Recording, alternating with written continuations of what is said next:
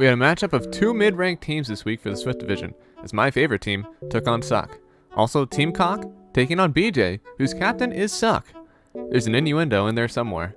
Game 1 was a strong start for Sauce's team, maybe even a drafting mishap from Suck. The 23 Pugna was responded by last pick Clinks, so a physical damage dealer into a Pugna with Decrep. Suck still managed to make this one close, but the Tint Alchemist was able to chase down everyone on Suck's team. Game 2 was not as close, but Suck was the one who closed out the series. The 24 pick Bristle was a big upgrade from Clinks, and made plenty of space for Create's PA to wreak absolute havoc, bullying down the low armor supports and even critting down PL towards the end.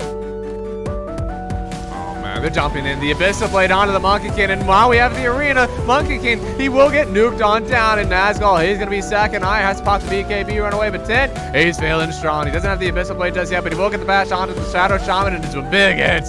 Gonna take him down. He still wants to find more, but he doesn't have the Blink Dagger, so he's gonna have to rely on this move speed and higher. I don't think he's fast enough, Tin. He's charging up the stun, but a good spider legs. No, the stun. It's from range, and now they'll get the Decrep. The Suck. Beastmaster, once he comes out of this, he's gonna get just smacked down to the nuke. It's question mark. He'll take the Dagon kill to finish off, and that's a 4 for none. Hello everybody, today is your favorite Guardian, Mr. John himself. We're going to be going over Rust Daddy and Vix's games. Game 1, it was just an AM game.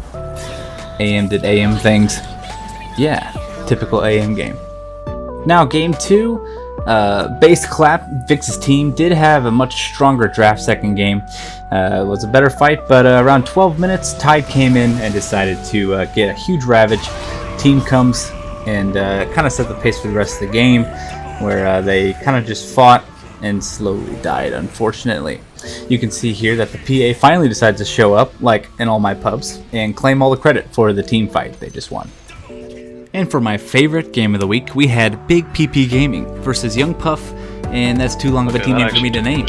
Here's some highlights from that week's game. Yeah, we're still waiting on Young Puff and the Embers that light the flame to show up, so... And so Maddie picked up a 2-0 in 30 minutes. Congrats. Working on the quaps to be very crucial, problematic up for everything. He's got Ravage. Ravage out. Oh, the form. Oh! Lots of stuns. Combo! Oh. Wow. That was phenomenal coordination. He's coming in as well. Yeah, I need nice. some new pants after that. Over in the Swift Division, we had Opie, led by John, against Blissful Badgers, led by Mozart. Festival is who carried this game, though. From the mid lane, the Bristleback in Game 1 and Arkward in Game 2, this man went off. 11 kills, 1.5 deaths, 7 assists, 803 GPM across the series. John was never able to get going. Is he a middle of the pack team? Is he a top team? We don't know, but Mozart and company do show that they are indeed, at least for now, worthy of the number 2 spot in the division. In the Arcane Division, we have Bobby's team of Goose going against the average Peen team of Pecan Prodigy.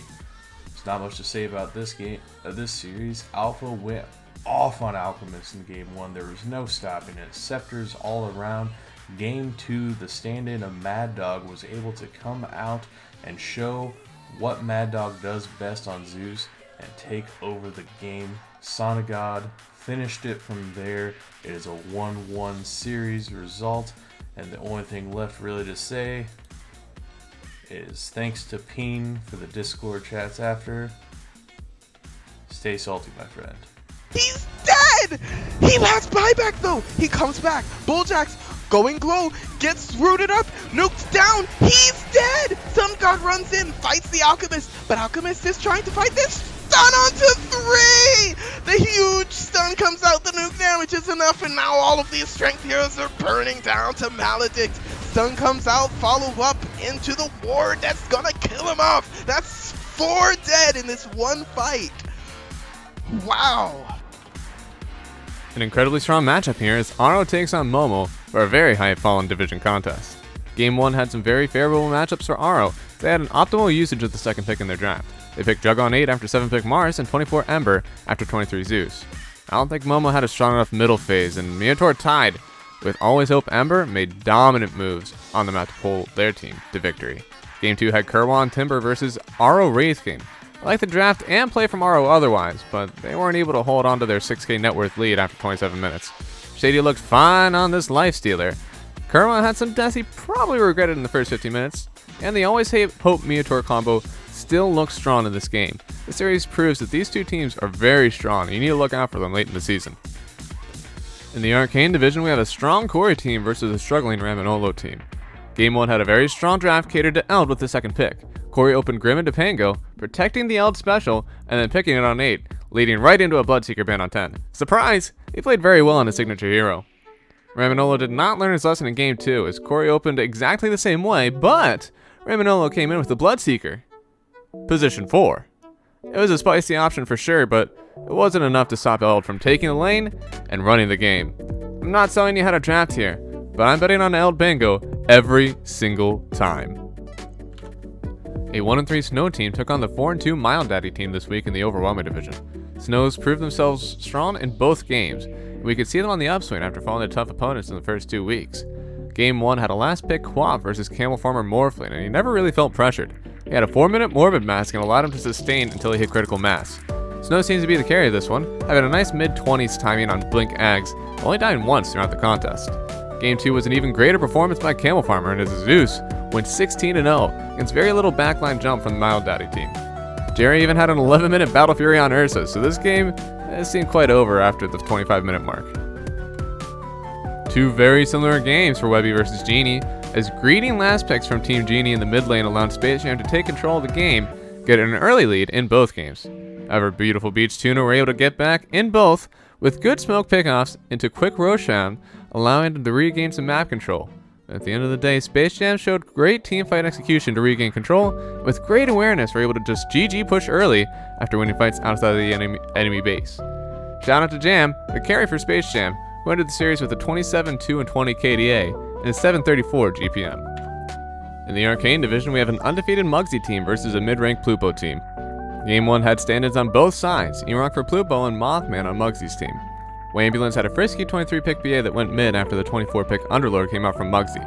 I really thought Muggsy drafted solid in both games, and with Witchshock to Ricky bans in both, thick boys like Underlord are always on the table. Game 2 draft was again in favor of Muggsy. He got Mothman on his Mirana again, was able to pick up Alk for Yin Win again.